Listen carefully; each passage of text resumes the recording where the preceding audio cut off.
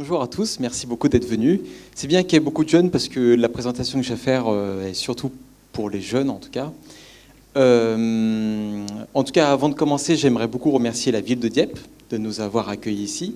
Bien sûr à la maison Jacques Prévert pour leur accueil, toutes les personnes, les techniciens qui sont là avec nous et surtout à François et à Dominique pour toute l'organisation de cette journée.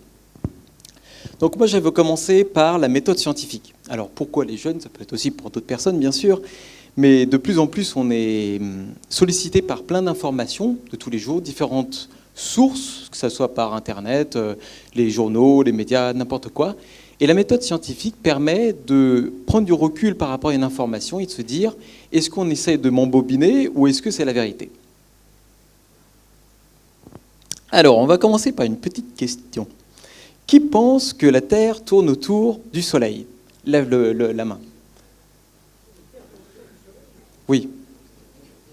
Qui pense que c'est le Soleil qui tourne autour de la Terre? Alors on va commencer par une petite vidéo. J'ai préféré la mettre sous vidéo parce qu'elle est très bien faite et ça sera une illustration de mes propos ensuite.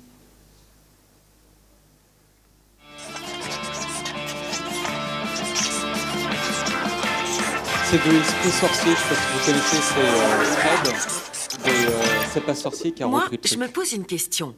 Comment les scientifiques savent-ils tout ce qu'ils savent? Et surtout, comment en sont-ils sûrs? Ça, c'est une bonne question, la petite voix.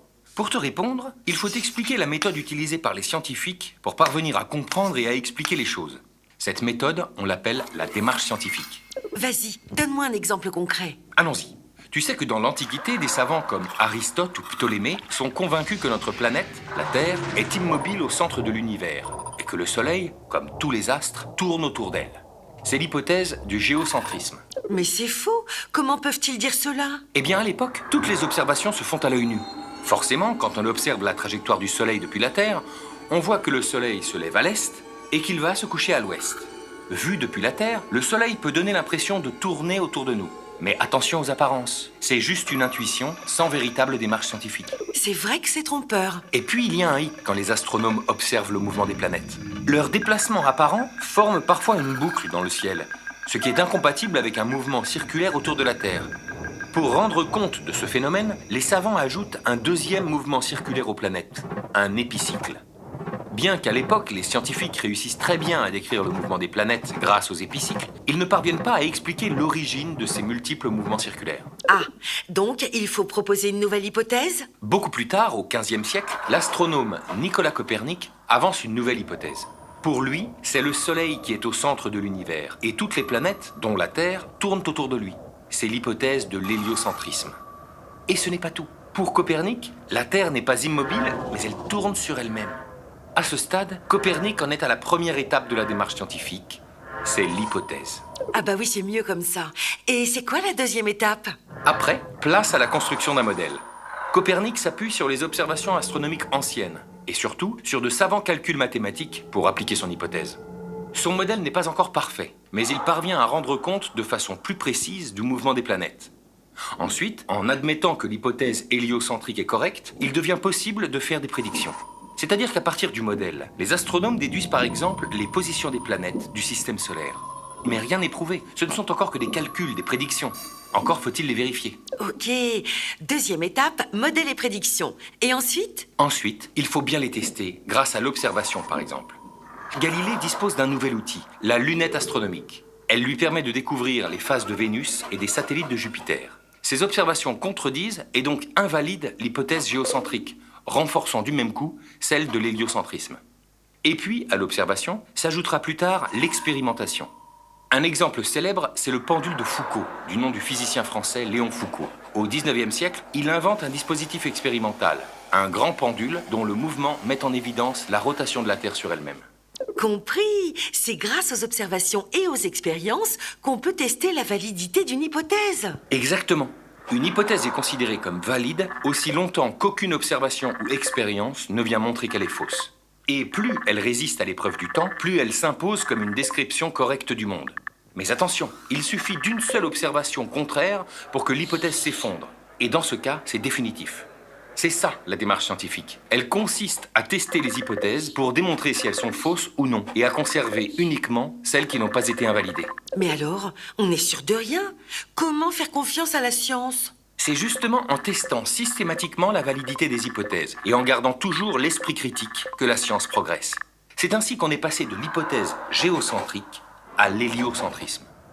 Et ce n'est pas tout. Aujourd'hui, avant d'être publiée et annoncée au monde entier, chaque nouvelle découverte est observée à la loupe par un collège de scientifiques indépendants pour voir justement si la démarche scientifique a été respectée. On appelle ça la revue par les pairs. Et puis ensuite, les travaux publiés deviennent accessibles à tous les scientifiques qui peuvent donc se corriger entre eux. Donc tu vois, la science, c'est aussi un travail collectif et collaboratif qui s'enrichit et évolue en permanence. D'accord, compris. Et vive la démarche scientifique, c'est pour la science. Donc voilà, donc j'ai trouvé cette petite vidéo assez intéressante et bien faite. Alors cet exemple paraît tout à fait banal et on dirait que c'est très compliqué comme question. Et lorsqu'il y a eu un sondage là vers les années 2000 et qui a été publié en 2005, c'est la Commission européenne qui a demandé à faire un sondage auprès de tous les pays européens, voire un peu plus, une trentaine de pays en tout. Et en fait, on voit que à cette question qui nous paraît aujourd'hui relativement banale, quasiment un tiers pense que c'est le reste, les autres astres qui tournent autour de la Terre. Donc que la Terre est au centre du système solaire et donc de l'univers. C'est pas anodin un tiers. Ça veut dire c'est comme si on disait, je sais pas, si vous étiez, je sais pas moi, 100 personnes, il y avait au moins 30 personnes parmi vous, voire plus, qui seraient pour cette théorie. Alors bien sûr, il ne faut pas ignorer dans ce truc-là beaucoup d'hypothèses. Par exemple, comme on a bien vu dans la vidéo, lorsqu'on voit le Soleil bouger, on se dit que c'est le Soleil qui bouge. Et pourquoi est-ce que ça serait la Terre? Donc après tout, c'est une hypothèse comme une autre. Et on va voir comment on fait pour démonter ce type d'hypothèse. Quelque chose aussi qui est intéressant, c'est la conclusion du rapport, parce qu'il y avait plein d'autres questions.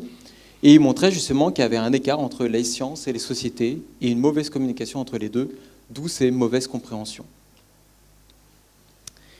Alors vite fait, une brève histoire de la méthode scientifique. Alors bien sûr, c'est une méthode assez compliquée qui permet de se restreindre dans son type d'opinion, dans sa démarche pour réfléchir, pour éviter justement, pour mettre des garde-fous et pour avoir une méthode fiable pour ensuite pouvoir se baser des vraies mathématiques, des vraies théories pour la suite. Donc tout au début, donc au temps de Platon, Aristote, les philosophes étaient les scientifiques et inversement. C'est-à-dire il y avait une sorte d'élite qui était un petit peu tout et on aimait bien parler des choses que l'on observait autour de nous. Donc on était philosophe et à la fois scientifique. Platon, lui, a créé justement une école des sciences où il a essayé de développer les maths, la musique, qui faisait aussi partie considérée comme des sciences, l'astronomie, etc. Ensuite, son disciple Aristote, lui, il a plutôt essayé de valoriser tout ce qui était l'observation. Donc, qu'est-ce que l'on voit? Et il a essayé de voir un petit peu, essayer de découvrir différentes choses avec ses propres yeux. Et après, le médecin Hippocrate, donc quand même l'un des médecins les plus connus, aujourd'hui on parle du serment d'Hippocrate et compagnie. Et donc du coup, lui, c'est l'un des premiers qui a commencé la démarche scientifique avec un protocole pour diagnostiquer ses patients. Ensuite vient la période médiévale. Donc là, les sciences connaissent plutôt un nouvel essor, c'est plutôt dans le domaine, dans les pays arabes. Donc tout d'abord, avec le mathématicien perse Al-Khwarizmi, donc lui, tout d'abord, il a installé donc, le système décimal, donc les chiffres que l'on utilise, c'est pour ça qu'on les appelle les chiffres arabes, et il invente une nouvelle branche des mathématiques, l'algèbre. Ensuite, sous l'impulsion du califat Al-Mamoun, on a justement, après, une réunion de savants. Donc il y avait différents savants qui étaient un petit peu chacun de leur côté, et lui, il a essayé de rassembler tout ce beau monde pour essayer justement de collecter l'information de toutes ces personnes et de les noter, et après, si possible, de les traduire de manière à que la connaissance puisse se propager. Ensuite, le philosophe Avicenne et l'alchimiste Geber, perfectionnent donc l'alchimie, ils sont connus pour la chimie et la science des matériaux, et ils commencent avec les premiers protocoles détaillés. Donc on a vu juste avant qu'il y avait les protocoles, maintenant ils essayent d'aller un petit peu plus loin, à noter les choses qu'ils font. Et après, le savant perse Alhazen, très connu, eh ben, lui, il privilégie aussi l'expérimentation. Donc Aristote, c'était l'observation. Ensuite, il y en a un autre, il est venu, il s'est dit, bon, ben, j'ai plutôt avec l'expérimentation. Et après, il y en a d'autres qui disent, bah, alors dans ce cas-là, on va noter tout ça de manière détaillée. Et la démarche scientifique progresse ainsi. Ensuite, au Moyen-Âge et à la Renaissance, on privilégie plutôt la méthode expérimentale. Alors ensuite, avec l'érudit Robert Grosseteste et son élève Roger Bacon, améliorent les théories de Alhazen, donc juste avant, hein. Rappelez-vous par rapport à tout ce qui est privilégié, donc l'expérimentation, et lui, il a fait plein d'expériences que les deux personnes ici ont essayé de développer avec un petit peu plus de rigueur.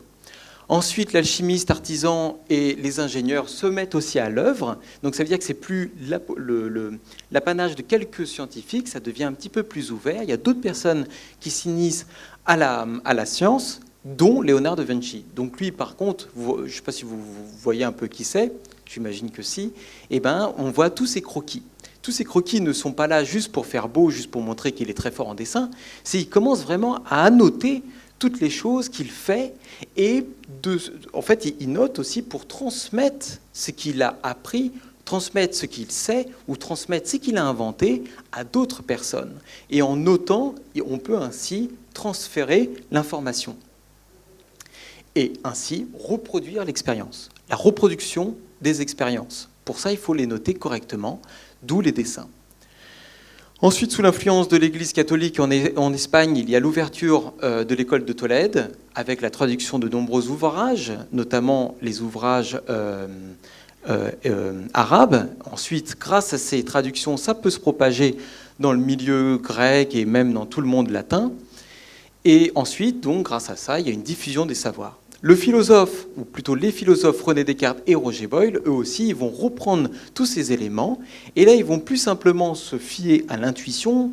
Donc, je vois que le soleil se lève et se couche, et je vois que c'est lui qui bouge, donc forcément, c'est le soleil qui bouge.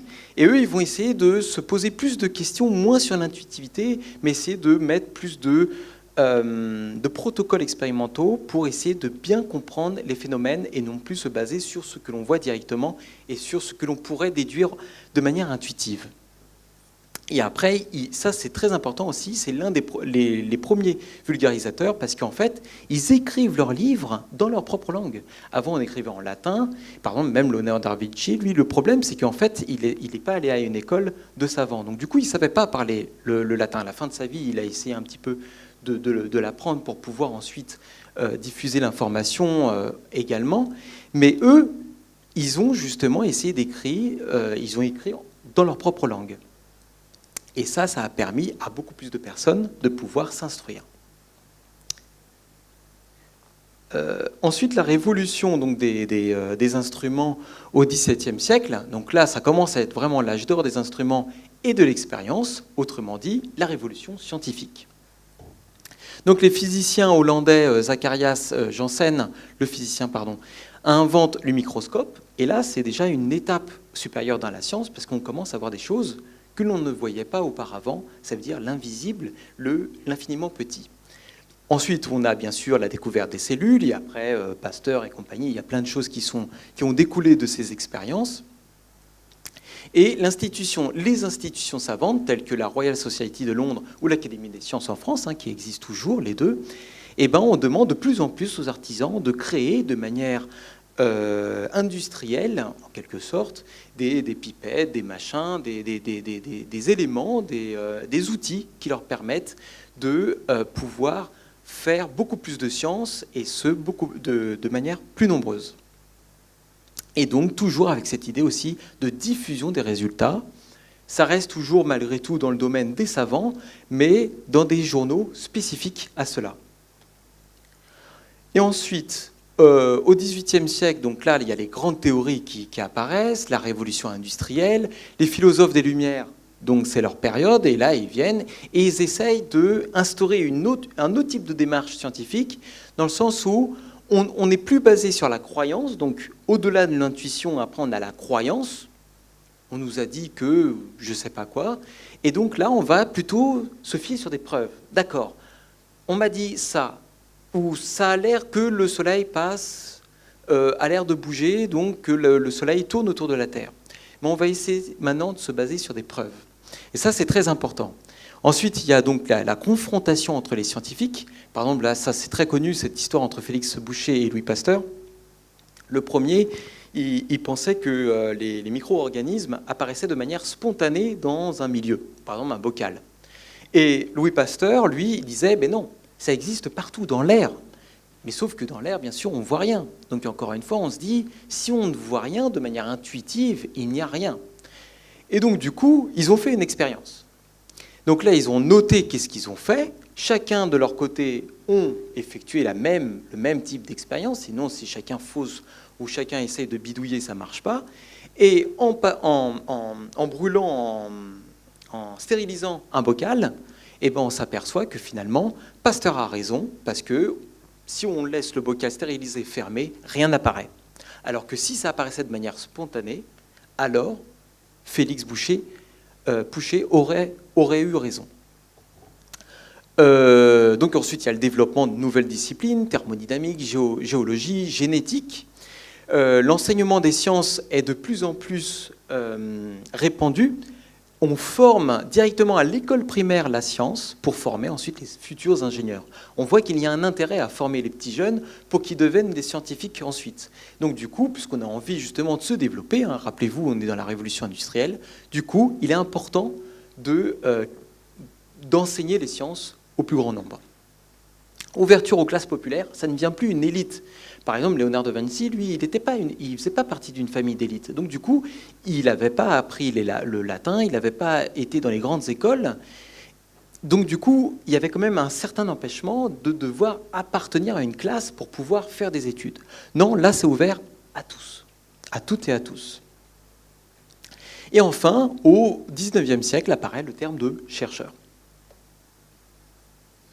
Et ensuite, donc, au XXe siècle, l'ère des algorithmes, autrement dit les ordi, quoi, avec les codes, les choses comme ça. L'algorithme, c'est tout ce qui est les codes informatiques qui permettent de générer des choses automatiques ou de parler avec l'ordinateur et de faire des choses automatiques. Donc l'ère informatique et le big data, donc ça c'est le nom qu'on a l'habitude d'entendre, le big data, ça veut dire des gros volumes de données. Donc la science se fait de manière collective. Ça veut dire qu'aujourd'hui, lorsqu'il y a des chercheurs qui travaillent sur un élément, on parle tout le temps, généralement, il y a toujours un chercheur qui sort du lot parce qu'il faut toujours qu'il y ait une personne en tête d'affiche, entre guillemets. Mais il faut savoir qu'aujourd'hui, la science se base sur plutôt un groupe de personnes. Pourquoi ? Parce que ça ne marche plus le gars qui fait des expériences ou très très rarement dans son garage. Aujourd'hui, on a besoin de moyens, donc on a besoin d'appartenir à un groupe, on a besoin de demander de l'argent de manière collective dans des universités, dans des laboratoires. Et tout ça donc demande des moyens, demande des personnes et demande aussi des savoirs. Parce qu'aujourd'hui, on a avancé suffisamment dans la science et si on veut creuser un peu plus loin, forcément, il y a des choses tellement complexes qu'on ne peut pas tout savoir. À moins d'être un génie, mais sinon on ne peut pas tout savoir. Et de se mettre dans un groupe de savants permet de se décharger, entre guillemets, sur les autres, et chacun va apporter sa pierre à la connaissance. Des études scientifiques, donc maintenant, dès que les scientifiques ils se mettent en groupe, ils ont trouvé un super truc, qu'est-ce qu'on fait ? On publie. C'est-à-dire on a des journaux, on écrit notre expérience, les résultats, et on le publie, et après soumis par des pairs, c'est-à-dire par d'autres scientifiques qui vont voir et vont vérifier si on a bien fait les choses. Ensuite, on vérifie donc dans les articles, on met bien les expériences détaillées. Pourquoi ? Parce qu'il faut que ça soit reproductible. Moi, j'ai peut-être fait ma petite expérience, ça marche pour moi, mais peut-être que j'ai raté plein de choses. Donc du coup, il faut que je note comment j'ai fait pour que d'autres scientifiques fassent la même chose. Peut-être ça va marcher, peut-être ça va pas marcher. Et après, on en discute pour vérifier si ma théorie est bonne, parce que peut-être tout simplement, je me suis trompé. Et ensuite, donc, les publications deviennent internationales. Et là, ça devient plus que collectif. Là, c'est vraiment le monde entier participe les uns avec les autres. Par exemple, si j'écris un article, ça peut être un Chinois, ça peut être un Africain qui me corrige directement mon article. Et donc, il y a de plus en plus de vulgarisation scientifique. Vous-même, vous pouvez lire les articles. Généralement, ils sont disponibles, ils sont publics. Et après, il y a l'arrivée de l'informatique. Donc là, les ordinateurs génèrent beaucoup de données. Enfin, les expériences aujourd'hui génèrent beaucoup de données. Et donc, on a besoin d'une grosse puissance de calcul, comme les ordinateurs, de manière à pouvoir analyser tout ce volume de données. Et donc, d'où viennent les algorithmes pour pouvoir mesurer des choses automatiques et compagnie. Traitement automatique. Et là, maintenant, donc, on parle d'intelligence artificielle, deep learning, tous ces machins-là, où justement, donc là, l'ordinateur est plus ou moins libre pour pouvoir justement s'apprendre, entre guillemets, lui-même, pour pouvoir ensuite sortir des résultats. Donc la description de la méthode scientifique, je l'ai un petit peu expliqué là, mais on va un petit peu la repasser en revue. Comme vous pouvez voir, elle est très longue. La science, c'est compliqué, ça demande de la rigueur, c'est quelque chose, c'est un processus long. C'est-à-dire qu'on n'est pas là en train de faire ces petites expériences, et puis on publie, et puis ça va être la révolution. Ça doit suivre des protocoles, ça doit suivre différentes étapes, d'autres personnes doivent vérifier, et même s'ils vérifient, d'autres personnes vont encore vérifier, et des personnes vont vérifier mon travail, vont vérifier le travail des autres qui ont vérifié mon travail, etc. Autrement dit, c'est quelque chose de long. Donc c'est pour ça que, comme disait la petite introduction, mais pourquoi est-ce que les scientifiques sont si sûrs d'eux? C'est parce qu'en fait, la méthode scientifique permet de vérifier et de revérifier et de revérifier les expériences pour être sûr. C'est comme une table. Si vous voulez construire une table, juste une planche ne suffit pas. Il faut avoir des pieds. Et ces pieds, il faut qu'ils soient solides. Une fois qu'on a vérifié, qu'on a tapé sur les pieds pour vérifier qu'ils soient solides, on peut se dire, OK, c'est comme si vous voulez, par exemple, si je veux monter sur cette chaise pour pouvoir changer une ampoule ou quelque chose, je vais m'assurer qu'elle est d'abord stable. Je vais vérifier qu'elle est bien stable, que les pieds tiennent bien, pour vérifier que je ne me casse pas la figure. Et après, je peux monter dessus. Et après, je peux démonter une ampoule ou remettre une autre chaise pour pouvoir ensuite augmenter comme ça. La science, c'est exactement ça. On construit des tables les unes sur les autres et chacun apporte une jambe, un pied, un morceau, une planche, peu importe, mais chacun est utile dans la science. Donc on va passer vite fait en revue. On va prendre un exemple. Donc l'observation. Par exemple, je balance un truc par terre, toc. Je le lâche, qu'est-ce qui se passe? Il se retourne. Mais sinon, c'est pas compliqué. Il tombe. Voilà. Donc mon objet, j'ai un objet, je le lâche, il tombe. C'est mon observation. Question. Pourquoi ça tombe? Pourquoi ça ne monte pas? Pourquoi ça ne reste pas en suspension? Troisième chose, généralement, on se renseigne. On essaye de voir. Les chercheurs, généralement, ils regardent dans des publications scientifiques, mais généralement aussi, on peut regarder sur Internet. Par exemple, vous-même, vous regardez sur Internet, dès qu'il y a un truc, je ne sais pas moi, par exemple à Noël, généralement, il y a tout le temps un qui sort une phrase complètement délirante, et on se dit, attends, là, ça me paraît bizarre, laisse-moi googler ton truc là pour vérifier ce que tu dis. Ensuite, donc on vérifie l'état de l'art, ça veut dire tout ce qui a été fait sur le sujet. On formule la problématique. Est-ce que ma réponse à mon phénomène que j'ai observé a été répondue ou pas? Par exemple, je suis sous un pommier, il y a une pomme qui me tombe sur la tête et j'ai envie de comprendre pourquoi cette pomme m'est tombée dessus. Donc là, j'ai envie de me dire pourquoi elle tombe. Formulation d'hypothèse. Qui peut me donner une hypothèse à ça? Oui. Il peut avoir une attraction terrestre. Donc c'est la Terre qui attire les objets. Bonne hypothèse. On imagine des expériences. Qui peut me donner des expériences? Comment vérifier que c'est la Terre ou comment vérifier que tous les objets tombent, par exemple? C'est pas très compliqué non plus. Je peux prendre plusieurs objets, par exemple. Donc j'ai fait tomber mon gobelet. Si je le lâche, il tombe. Et il se retourne. Si je lâche ça maintenant, il tombe, mais différemment. Donc là, j'ai fait une expérience. J'ai fait deux objets tomber à la même hauteur. Tous les deux tombent, c'est un constat, mais par contre, ils ne tombent pas de la même manière. Lui, il est tombé d'un coup, et lui, par contre, il a un petit peu oscillé comme ça. Pourquoi ? Donc là, on va imaginer des expériences, on va imaginer différentes formes de feuilles. Par exemple, je ne sais pas, moi je dis n'importe quoi, je n'ai pas trop réfléchi à ça, mais et si par exemple, un objet creux, est-ce que ça tombe par rapport à un objet plein ? Ça fait quoi la différence ? Si je lâche une petite feuille par rapport à une grande feuille, bref, n'importe quoi, je peux imaginer plein d'autres choses. Dans une expérience, il faut toujours mesurer une variable à chaque fois. Pourquoi ?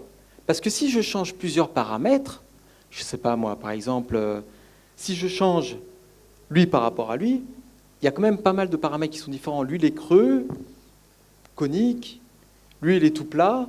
Peut-être ce que je pourrais faire, c'est une version de cette feuille, la même feuille, ronde, enfin plate, pardon, et si je la mâche, donc là, comme ça, dans ce cas-là, elle a exactement la même masse, elle est exactement identique, la même densité, c'est le même matériau, mais sous une autre forme. Qu'est-ce qui se passe ? Là, il tombe tout droit. Il ne va plus osciller. Donc voilà, je vais imaginer différents paramètres, différentes expériences, pour mesurer à chaque fois une variable différente. Et à chaque fois, j'ai imaginé des expériences différentes avec seulement une variable pour vérifier que ce soit bien la variable que j'ai mesurée, que j'ai changée pour voir si c'est elle qui change, que j'ai modifiée, je ne sais pas si vous me suivez. Si je modifie seulement un seul élément, vérifier que ce soit une seule variable à chaque fois qui est modifiée.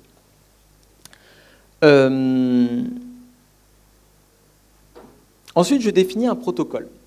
Donc là, je vais écrire sur une petite feuille, je vais bien écrire tout ce que je vais faire. J'ai une feuille plate, je la mâche, enfin je l'écrabouille, et après je la lâche, de la même manière.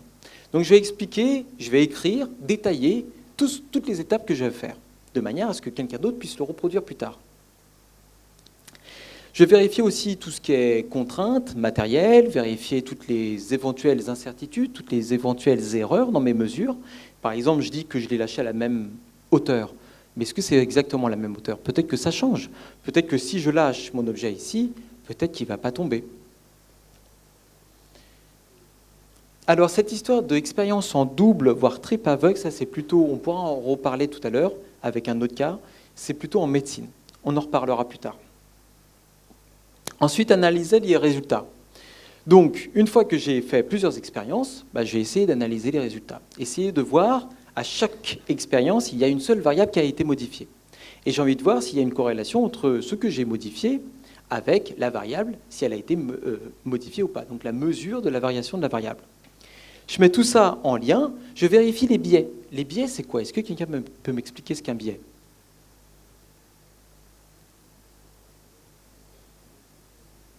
Oui ?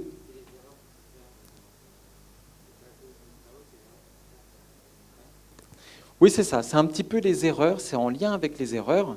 À ne pas confondre avec les incertitudes. Les incertitudes, par exemple, je prends une règle, je veux mesurer la taille de ma bouteille. Sauf que ma règle, je vais utiliser des graduations qui ont une certaine épaisseur. Donc du coup, je pourrais donner la mesure de la taille de ma bouteille jusqu'à une certaine limite dans ma mesure à cause justement du fait que ma règle ne soit pas parfaite. Elle a une certaine épaisseur au niveau de la graduation, elle n'est pas parfaite, peut-être même moi j'ai mal fait l'expérience et compagnie. Donc il faut que je prenne en compte mes incertitudes. C'est un petit peu comme en TP, peut-être, je pense que vous faites déjà des TP. Hein. Oui. Les profs vous demandent, je ne sais pas s'ils vous demandent, en tout cas, il y a toujours, surtout en physique, peut-être aussi dans les autres matières aussi, toujours la mesure des incertitudes. Ça veut dire la mesure des erreurs éventuelles que je peux faire lorsque je mesure le fameux paramètre que j'aurais modifié. Et les biais, c'est toutes les petites erreurs donc, que je peux faire malgré moi.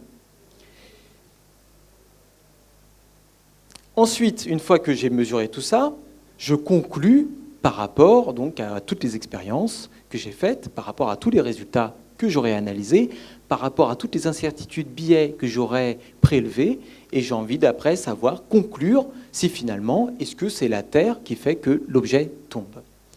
Une fois que je remarque que c'est effectivement la Terre, par différentes expériences, j'émets une théorie, voilà, c'est la Terre.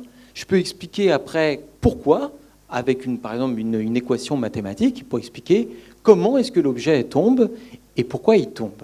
Donc, autrement dit, j'explique, je décris le phénomène et je peux le prédire. Grâce à la loi que j'ai créée, que j'aurais écrite par mes expériences, eh ben, je peux dire, bon ben voilà, je peux même prédire maintenant qu'est-ce que ça fait si je jette un objet. Si je jette un objet, normalement, grâce à mes prédictions, eh ben, je peux savoir à quelle vitesse, quand est-ce qu'il va toucher le sol, etc. Et donc, c'est grâce à ce genre de choses, par exemple, qu'on peut envoyer des fusées dans l'espace, que vous pouvez ouvrir un ordinateur, je sais pas, avoir un café ou n'importe quoi. C'est grâce à toutes ces petites expériences, toutes ces petites étapes que les scientifiques font au fur et à mesure que la science avance. Ensuite, je suis content de mon expérience, je vais la publier. Ça veut dire que je vais écrire dans un journal officiel, je vais le soumettre à d'autres scientifiques pour qu'ils vérifient, valident ou pas ce que j'ai fait. Éventuellement, ils vont refaire eux-mêmes l'expérience. Et donc après, voilà, donc ils vont refaire l'expérience. Parfois aussi, ils vont changer des paramètres. Par exemple, ils vont se dire, ouais, mais là, ok, tu as vérifié 2 trucs, mais ça fait quoi si je prends, je sais pas, un autre type de matériau, ou ça fait quoi si je fais autre chose? Et donc, c'est peut-être dans le autre chose que je n'aurais pas pensé. Et en fait, on s'aperçoit que c'est dans le autre chose que se cache justement la vérité. Et bien, en fait, je me suis trompé tout simplement parce que j'ai cru que juste avec mes expériences, elles n'étaient pas suffisantes. Et comment j'ai fait l'expérience m'a montré ou m'a dirigé vers une théorie qui était fausse parce que je n'ai pas pris tous les cas de figure. D'où justement le partage de la connaissance. Lorsque vous avez une idée, partagez-le autour de vous. Ne le gardez pas entre vous en disant « Ah, j'en suis sûr que c'est la Terre qui est au centre de l'univers, j'en suis sûr. » Partagez-le autour de vous. Discutez-en, et c'est en discutant que parfois, en fait, on s'aperçoit qu'on a raison ou qu'on a faux. Et ça, c'est très important. Donc, je ne sais plus qui m'a dit, je crois que c'était toi, qui m'a dit que parfois, on peut justement avoir le cerveau qui voit des choses. Je ne sais pas si ça vous est déjà arrivé, mais généralement, quand on voit les nuages, on a l'impression de voir un petit bonhomme, ou on peut s'imaginer des dessins. Ou quand on voit quelque chose, on a un visage qui apparaît, ou je ne sais pas quoi. Alors, ce n'est pas qu'on délire, c'est juste qu'en fait, notre cerveau a une certaine tendance à essayer de mettre du sens dans ce qui nous entoure. D'où l'intuitivité, c'est-à-dire quelque chose, on va essayer de se dire, si ça marche comme ça, peut-être que ça va être comme ça. Mais pas forcément. Donc, du coup, il faut se méfier de soi-même. D'abord, se méfier de soi-même, ça veut dire, est-ce que mon cerveau n'est pas en train de me tromper par rapport à ce que j'observe? Et après, il faut aussi se méfier par rapport aux expériences aussi que l'on fait. Donc les statistiques, ça c'est quelque chose, c'est toujours un mot qui nous fait peur parce qu'on a l'impression que c'est un truc hyper compliqué. Mais en fait, bon, après il y a différents trucs. C'est pas forcément très compliqué, ça dépend qu'est-ce qu'on veut faire, mais en tout cas les statistiques c'est quelque chose d'important. Il y a les statistiques du grand nombre, par exemple, on va essayer de faire plusieurs fois la même expérience. Par exemple, le soleil va se lever demain matin. Vrai ou faux? Même si on n'a pas fait des grandes études savantes, on s'est aperçu que depuis qu'on est né, le soleil s'est toujours levé. Donc il n'y aurait pas de raison, a priori, qu'il ne se lève pas. Mais il y a quand même une chance non négligeable, enfin, non négligeable si, mais il y a une chance qu'il ne se lève pas. Par exemple, s'il y a une météorite qui écrabouille la Terre ou des trucs comme ça, et donc là, dans ce cas-là, on ne pourra pas voir le soleil se lever. Donc en science, on n'est jamais sûr à 100%. Ça, c'est quelque chose aussi d'important. Si un scientifique vous dit, ou si quelqu'un vous dit « je suis sûr à 100% que machin », ce n'est pas possible. À cause des erreurs d'incertitude, à cause des biais, à cause des erreurs humaines, à cause de différentes choses que l'on connaît ou que l'on ne connaît pas, lorsqu'on mesure une variable, c'est jamais à 100% la valeur. C'est toujours à une incertitude près. Ça veut dire c'est un petit peu...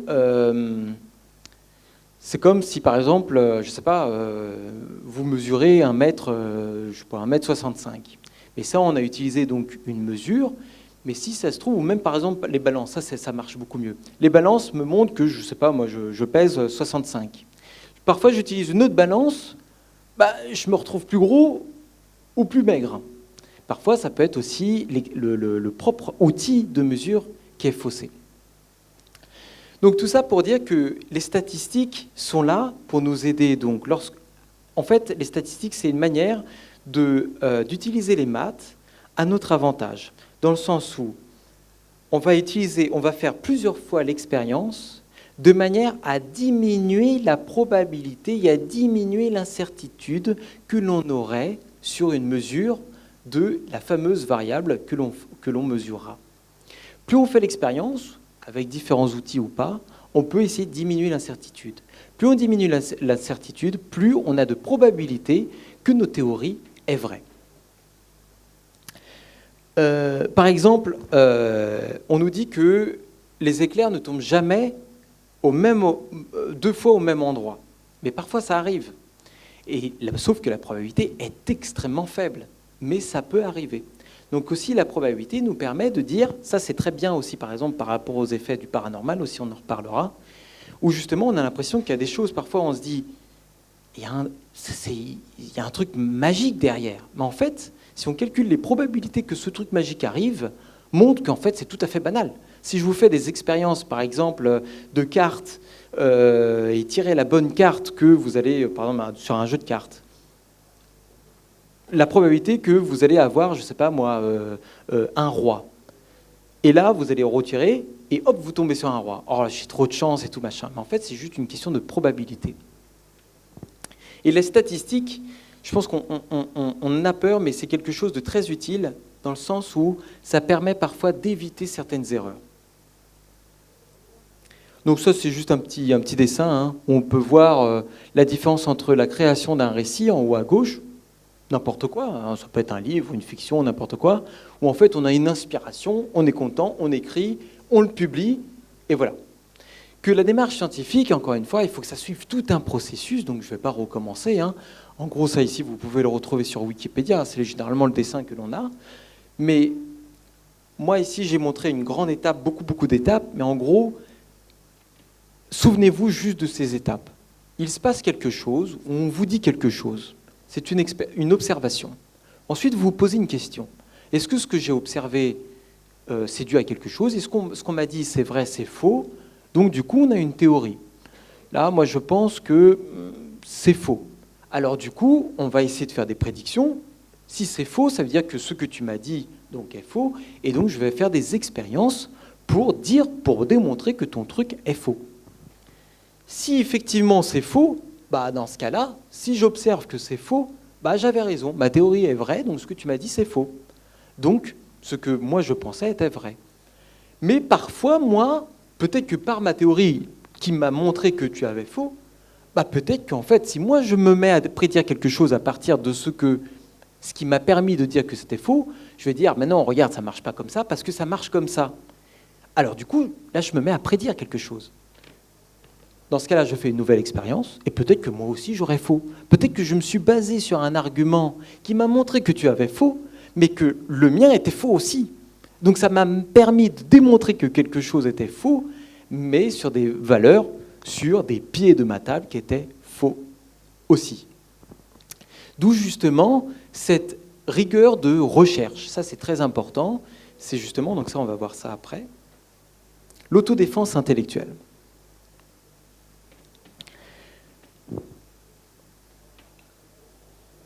À la télé ou n'importe où, dans les journaux, on adore nous bombarder d'informations vraiment époustouflantes. J'aimerais faire un sondage, mais là ça va être compliqué. C'est par exemple quand vous voyez un super titre, par exemple vous êtes en train de lire un truc qui vous intéresse, par exemple, je ne sais pas moi, pour répondre au prochain contrôle de maths que vous allez avoir demain, et vous regardez sur Internet comment les gens ils démontrent le fameux théorème, je ne sais pas quoi.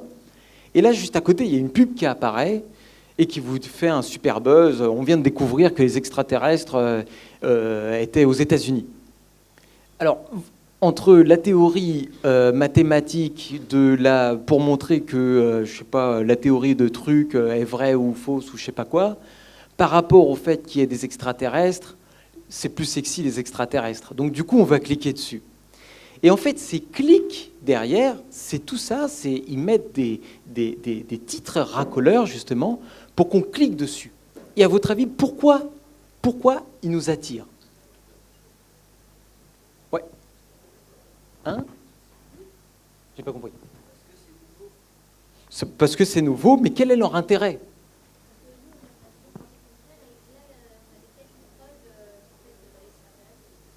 Ça peut être ça. Donc en fait, c'est une manière de vous attirer. Mais pourquoi on veut vous attirer? Pour gagner de l'argent. Ça date pas d'hier, pour gagner de l'argent. Donc en fait, on essaye de toujours essayer de vous attirer pour quelque chose. C'est ce qu'on dit, hein, quand on vous donne un produit gratuit sur Internet, c'est que c'est vous le produit. C'est-à-dire que les personnes qui vous donnent quelque chose gratuitement, vous êtes leur produit, vous êtes leur man. Parce que généralement, après, ils revendent par exemple vos données ou des trucs comme ça. Ah ben oui, il y avait la réponse en plus en dessous. Ensuite, généralement, dans ces titres racoleurs, on a trouvé les extraterrestres. Il y a eu un groupe de scientifiques qui ont montré que. Et là, généralement, ce groupe de scientifiques, comme on a vu tout à l'heure, peut-être qu'ils ont fait des expériences, peut-être qu'ils ont respecté la démarche scientifique, mais il faut qu'il y ait d'autres expérimentations, d'autres expériences, d'autres imaginations de protocoles, d'autres scientifiques qui refassent expérience pour vérifier que c'est vrai. Par exemple, je vais vous donner un exemple où il y a à peu près 7 ans, je crois, je ne sais plus, où on avait dit que les neutrinos, ça veut dire une particule, allaient plus vite que la vitesse de la lumière. Or, Einstein, toute sa théorie de relativité générale et compagnie, se base justement sur le fait que rien ne peut aller plus vite que la vitesse de la lumière. Les mecs, ils ont vérifié pourtant, je crois pendant 6 mois à peu près, pour être sûr que ce neutrino est effectivement allé plus vite que la lumière. Ils ont écrit rapidement un papier, parce qu'en science aussi, on a besoin de vite écrire des papiers pour pouvoir aussi faire le buzz. Malheureusement, on est aussi tous soumis un petit peu à ça pour pouvoir ensuite avoir de l'argent, parce que plus on a des articles qui rapportent, entre guillemets, plus on a des sous pour faire ensuite d'autres expériences. Et au bout d'un moment, on s'est vite aperçu qu'en fait, il y avait juste un truc qui était mal branché, quoi. Et ça, en fait, c'est un gros problème. C'est-à-dire que cette recherche comme ça, d'aller toujours plus vite, cette recherche d'être le premier de machin, quelque chose, on veut toujours être le premier, aller plus vite pour avoir plus d'argent, pour aller avoir plus d'être plus, comment on dit, fameux, quoi. Je cherche le mot. Reconnu, c'est ça. Donc pour être à la recherche justement de la reconnaissance, on va peut-être griller des étapes et finalement, on se ridiculise plus qu'autre chose. Donc quand quelqu'un vous dit machin truc a découvert truc, il faut se méfier. Qui est ce machin truc? Qu'est-ce qu'il a vérifié? Qu'est-ce qu'en pensent les autres? Etc. Surtout quand on n'est pas dans le domaine. Les arguments d'autorité. Si j'étais venu ici avec une blouse blanche, avec une grosse barbe, je sais pas, une grosse coupe, avec un accent canadien par exemple, et là je commence à vous parler de mécanique quantique. Vous allez vous dire, ah ouais, lui, il m'a l'air d'être bien calé, du coup, je vais forcément lui faire confiance. Ça, c'est pas bon, parce que c'est un argument d'autorité. Alors, c'est vrai que c'est bien, c'est mieux de croire en des gens, justement, dont c'est le métier, de rechercher, je sais pas moi, dans la mécanique quantique ou quelque chose, plutôt qu'un mec lambda qui pense savoir plein de choses, parce que en fait, il est trop intelligent, mais on lui a jamais donné la possibilité, donc du coup, il fait des expériences dans son grenier. Ça peut marcher, mais généralement, il faut quand même plus faire confiance à celui qui a eu l'opportunité justement d'aller creuser l'information, dont c'est le métier, qui est payé à plein temps pour faire ça, justement, j'aurais normalement plus de confiance. Donc, effectivement, il faut avoir plus confiance en personnes dont c'est le métier, mais il ne faut pas non plus rentrer dans le piège. D'où le proverbe « l'habit ne fait pas le moine ». Tout à l'heure, je vous ai dit les statistiques. Les statistiques, c'est super parce que ça permet de faire des études statistiques, de refaire l'expérience, de vérifier. Plus on fait l'expérience, plus on diminue la probabilité que ce qu'on a trouvé soit dû au hasard. Par exemple, je ne sais pas moi, j'ai un pendule et j'arrive à retrouver des objets que vous avez perdus dans la salle. Si le type il arrive à trouver une seule fois votre objet, ça peut être dû au hasard également. Ça peut être dû au hasard.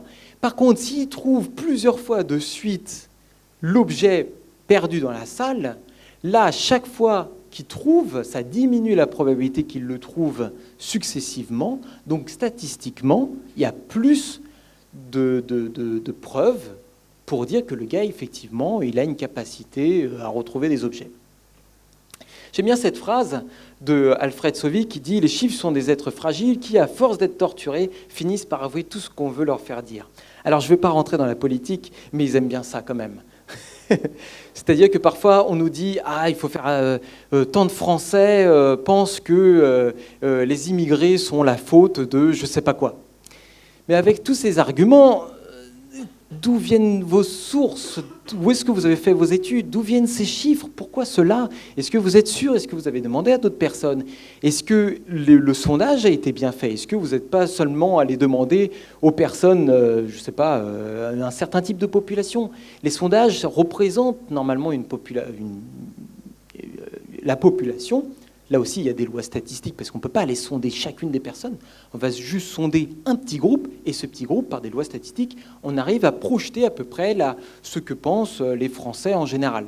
Ça ne veut pas dire que c'est ce que vous pensez, mais en gros, une tendance. Sauf que tout dépend de comment sont faites les études. Donc il faut aussi se méfier de tout ça.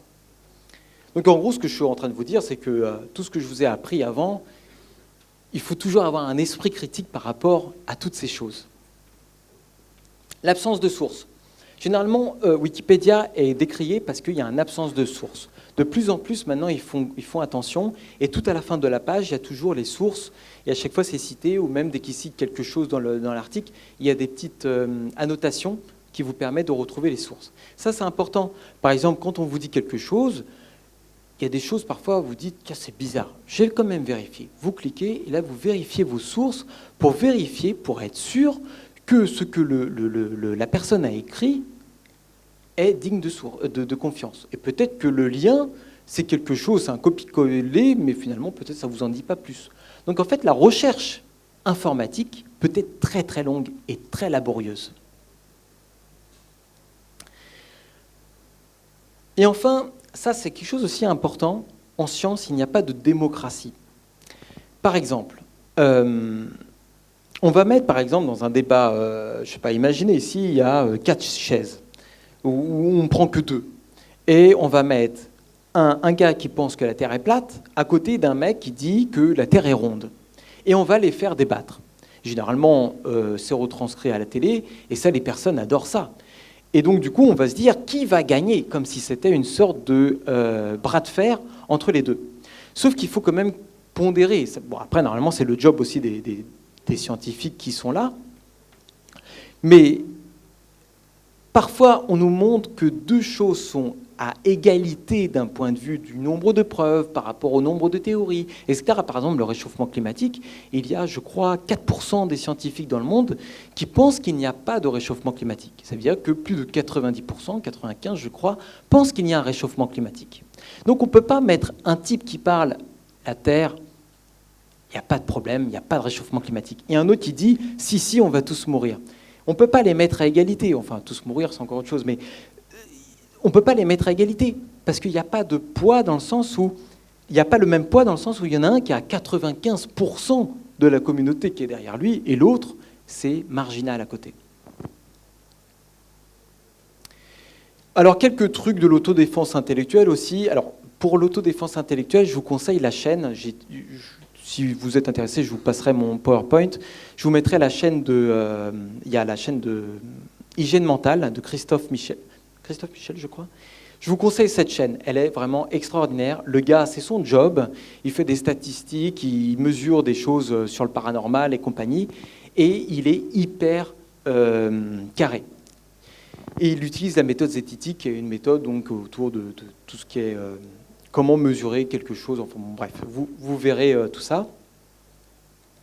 Alors, donc, pendant l'étude d'un cas, il faut suspendre son jugement. Je suis à un dîner à Noël, on est tous contents, on a tous un peu bu, et il y en a un qui commence à sortir une phrase complètement délirante. On a vu les extraterrestres, si, j'ai vu. Je ne dis pas que c'est faux, je ne dis pas que c'est vrai. Il y a quelqu'un qui dit on a vu les extraterrestres. Très bien. Au lieu de commencer à lui mettre une sorte de plein d'étiquettes, parce que parfois quand on nous dit quelque chose, on met plein d'étiquettes sur le visage de la personne en disant « Ah non, mais lui, théorie du complot, ah non, mais lui, il est complètement écervelé, ah non, mais lui, c'est un débile, ah non, mais... » Et donc comme ça, et pouf. Et donc le mec, on ne le voit plus en tant que tel, mais on le voit, en fait, on ne le voit plus tellement qu'il y a de post-it sur lui. Ce qu'il faut, c'est arrêter ses opinions et se dire « Bon, bah d'accord, peut-être que tu penses ça, montre tes preuves, pour que j'en sois moi-même convaincu. » Accepter qu'il soit possible qu'il ait raison, donc que l'on change d'avis. Mais pour ça, on va d'abord creuser, on va remonter à la source, on va lui demander d'où il tient sa source. Même si c'est un grand chercheur, ok, très bien. Bon, généralement, on va pas trop, dans les soirées, on va pas trop lui dire aux grands chercheurs, aux grands pontes, ouais, attends, fais voir tes sources, fais voir ta publication, moi j'y crois moyennement. Généralement, on lui fait confiance, mais normalement, on devrait essayer de regarder un peu plus loin ce qu'il dit. Pour évaluer l'information, il faut comprendre les motivations parfois de l'auteur. Ça, c'est ce que je disais, les clics. On fait des choses vendeurs. Pourquoi ? Il existe des sites avec des infos fausses. Ça veut dire qu'il y en a qui ils rigolent. Ça peut être de l'humour, ça peut être du satire. Satire ? Hein ? Satire, oui, c'est bon. Ça peut être de la pub, ça peut être des choses, par exemple, comme le Gorafi pour Figaro. Et donc, en fait, il n'y a que des trucs faux. Il y en a d'autres aussi, je ne sais plus comment il s'appelle le site, où il n'y a que des publications sur des choses fausses, humoristiques, de la parodie. Bon, parfois, il y a des publications, il faut vérifier, parce que sous le ton de la blague, parfois, on peut parler de sujets un petit peu sensibles, et en fait, on peut rigoler sur un truc, mais peut-être que c'est vrai, donc il faut faire quand même attention. L'art du doute. Alors, effectivement, la science, c'est l'art du doute. Mais par contre, au bout d'un moment, si on doute de tout, c'est difficile. Donc l'art du doute, c'est aussi dire, j'arrête 2 minutes, je regarde les preuves, donc je regarde les pieds de ma table, et je regarde si c'est solide. Si c'est solide, très bien. Je peux me mettre sur la table pour changer l'ampoule. C'est une image, mais c'est une théorie suffisamment solide sur laquelle je peux construire la mienne.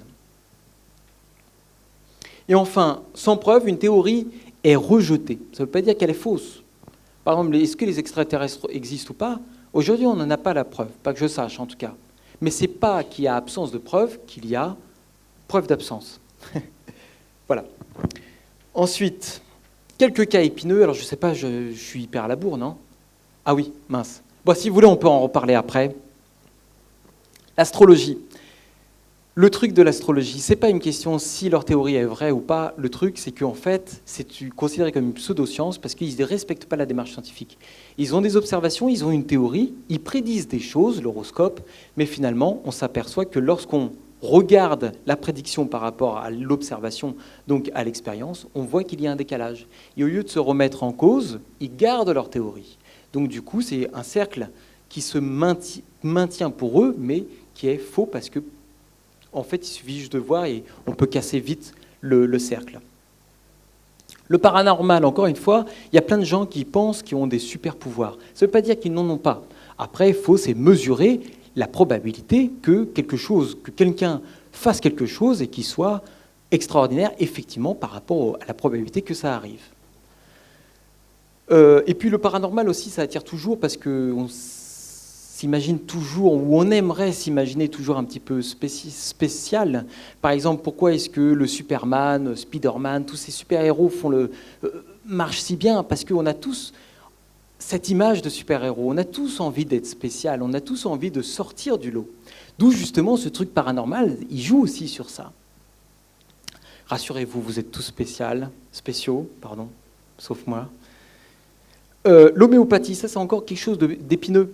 Alors, malheureusement, je n'ai pas le temps, j'aurais bien aimé vous montrer une vidéo où, en fait, dans un site, c'est Doctissimo, je crois, où il y a un fameux docteur, je ne sais pas qui c'est, mais en tout cas, il vient pour parler d'homéopathie. Et le gars, il dit, pour répondre à la question « Pourquoi ça marche ?», il dit « Ah ben, je ne sais pas ».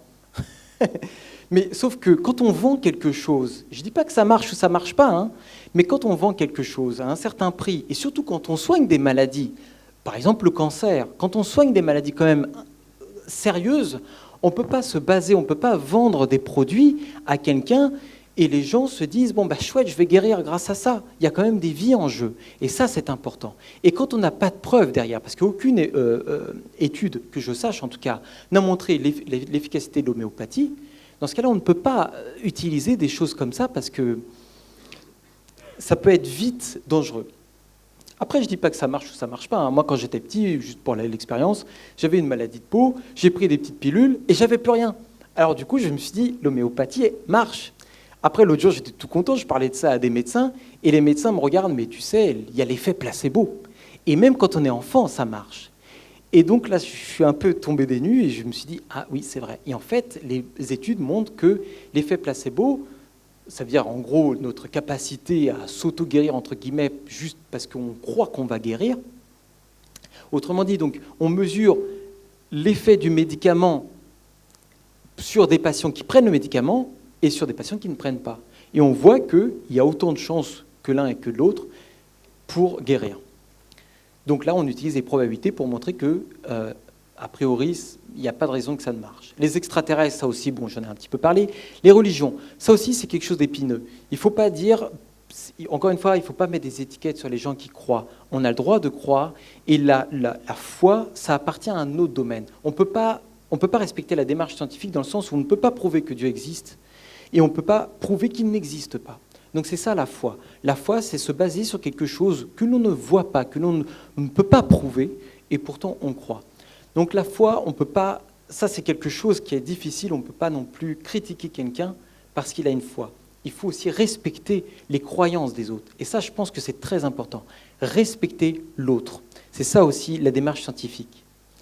Et enfin, la théorie du complot. Bon, ça, on pourrait en sortir des tonnes. Hein. Il y a un spécialiste tout en haut, là-haut, qui adore vous parler, qui vous parlerait de ça tous les jours. Celui qui, voilà, lui. Bon, et conclusion, bon, bah voilà, la science c'est compliqué, ça ne se fait pas en un jour, mais heureusement que ce qu'on vous vend à l'école, généralement les théories sont des choses qu'on a tapé dessus, et qui ont résisté. C'est des tables solides sur lesquelles on peut construire d'autres tables. Ça ne veut pas dire qu'elles soient vraies dans l'absolu. Par exemple, la loi de Newton, le truc que je lâche et ça tombe, bah ça a marché, on peut lancer des fusées. Mais au bout d'un moment, si on va à une certaine vitesse, on voit que ça ne marche plus. D'où la relativité restreinte. Et après, si on veut décrire à d'autres phénomènes, on utilise la relativité générale. Donc à chaque fois, on va tout le temps à une étape au-dessus. Et c'est ça, en fait. Et quand on vous dit quelque chose, vérifiez vos sources, prenez le temps. Et je pense que ça, c'est quelque chose, tout comme a montré l'étude tout au début, que finalement, les Européens, enfin les gens se sentent mal concernés, je pense que c'est aussi un intérêt à l'école ou de façon générale, même pourquoi pas les politiques, d'essayer d'enseigner la démarche scientifique. Ça, c'est très important, je pense. Voilà.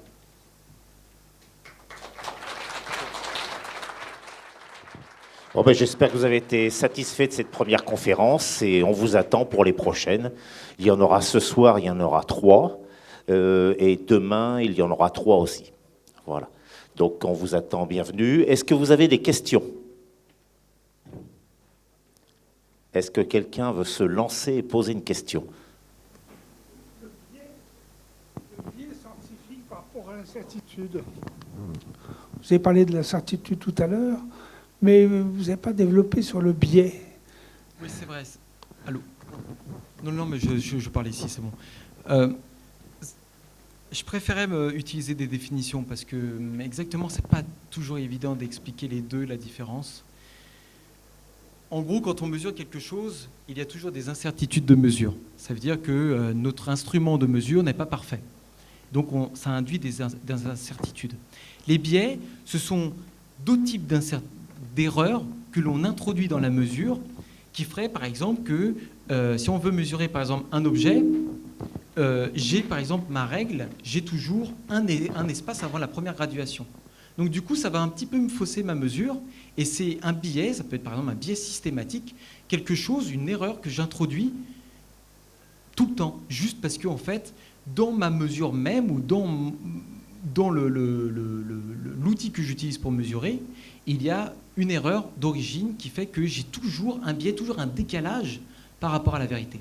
L'incertitude, c'est je mesure une variable, bon, bah, de combien je m'éloigne. Et le biais, c'est toujours quelque chose qui fait que... On va prendre un autre exemple beaucoup plus simple. Vous êtes un archer. Vous voulez viser une cible. Vous pouvez, par exemple, bien viser à l'intérieur du centre. Donc, vous allez envoyer plein de flèches au centre, et donc là, vous allez être précis, ça veut dire avoir très peu de biais. Vous allez bien viser dans le mur, dans le mille, et avoir très peu d'incertitude parce que vous allez être très peu sur le côté. Si vous visez sur le côté, toujours toutes vos flèches dans un seul point, mais par contre à côté de la cible, là vous allez avoir une très bonne précision, puisque vous visez très bien, mais par contre vous allez avoir un biais, parce que vous êtes toujours en décalage par rapport au centre. Et là, par contre, si vous êtes complètement éclaté, mais dans l'ensemble autour du 1000, là, par contre, vous allez avoir une grande incertitude, mais peu de biais, parce que statistiquement, dans l'ensemble, vous êtes plutôt autour du centre. Mais par contre, toutes vos flèches seront éclatées, donc votre grande incertitude. L'incertitude, voilà, c'est, je ne sais pas si c'est mieux expliqué comme ça, mais... Est-ce qu'on ne pourrait pas dire que le biais, c'est l'incertitude qu'on a mis au préalable, souvent à notre insu, en science? C'est le lapin qui sort du chapeau parce qu'on l'a mis dedans. Alors, ça peut être ça, mais généralement, on peut quantifier les biais. Si on les a repérés. Ça, c'est... Ça peut être. Effectivement, un biais qu'on n'a pas vu, quelque chose qui a fait qu'on est toujours systématiquement décalé. Donc, effectivement, ça peut être une erreur de mesure après, a posteriori, qu'on peut voir. Ouais. D'autres questions? Oui.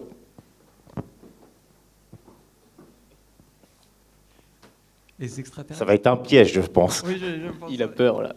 Non, c'est pour revenir sur le biais. Donc, en effet, parfois, il n'est pas connu. Donc, il rentre dans l'incertitude puisqu'on ne le connaît pas. Mais aussi, souvent, il est bien connu. Donc, ta présentation s'appelait Recherche d'exoplanètes. J'ai juste vu la fin, donc je ne sais pas si tu en as parlé. Non. Pas du tout. Donc, par exemple, si vous êtes intéressé à la recherche d'exoplanètes, on avait un télescope spatial qui s'appelait Kepler, qui a découvert énormément d'exoplanètes par la méthode du transit autour d'un certain type d'étoiles.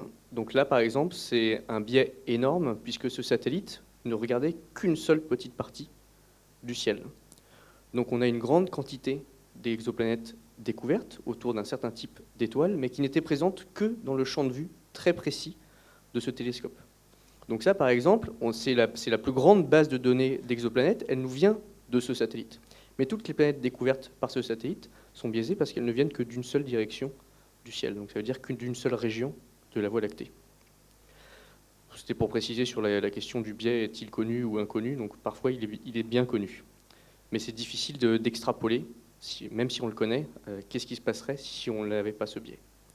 Et par contre, j'ai une question. Tout à l'heure, tu as parlé de je ne sais plus quoi exactement, mais tu as parlé de la confrontation sur un plateau télé, par exemple, de deux points de vue, et de la pondération de ce point de vue derrière ces deux personnes qui ne représentent pas forcément la même chose. Et tu as mis en avant l'argument qui est tout à fait juste, qu'en effet, derrière cette personne, il y a 95% de gens qui la suivent. Alors il faut faire attention, parce que c'est 95% de gens qui appliquent la démarche scientifique qui suivent cette personne. Et ce n'est pas parce que vous êtes tout seul à défendre un point de vue contre 95 personnes que c'est forcément vous qui avez faux. Ça, c'est ce qu'on appelle l'argumentum ad populum. Ça veut dire, si c'est populaire, c'est forcément vrai. Donc ça ne veut pas dire, parce que beaucoup de gens sont sur ce même point de vue, que ce point de vue est vrai par rapport à la personne qui est toute seule et qui défend un autre point de vue.